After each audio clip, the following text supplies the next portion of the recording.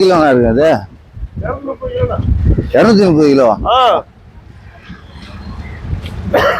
காசிமேடு மீன் மார்க்கெட்டுக்கு தான் வந்திருக்கோம். காசிமேடு நாங்கள் வந்து இறங்கின உடனே நாங்கள் அப்படி நடந்து போகும்போது பார்த்தோன்னா ஒரு பெரிய மீன், அது பார்க்குறதுக்கே பயங்கர பெஜாராக இருந்தது.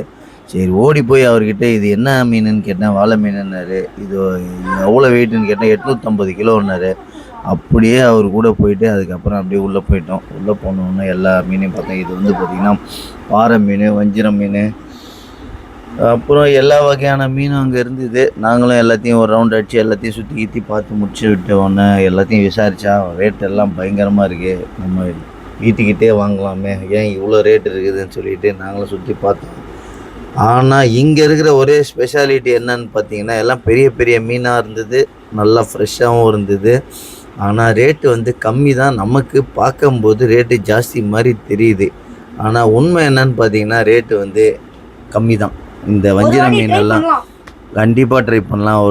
ஒரு பெரிய மீன் நாங்களும் வாங்கலான்னு பிளான் பண்ணி ரெடி பண்ணி வச்சுருந்தோம்.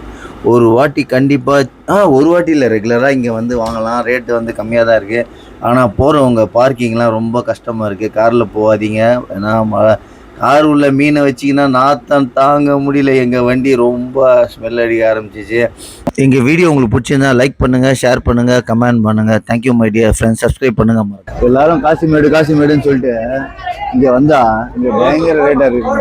மீன் ரேட்லாம் வேற லெவலில் இருக்குது. வாங்கவே முடியாது. நீங்கள் தயவுசெய்து சிக்கன் மட்டன் வாங்கி சமைச்சிருங்க.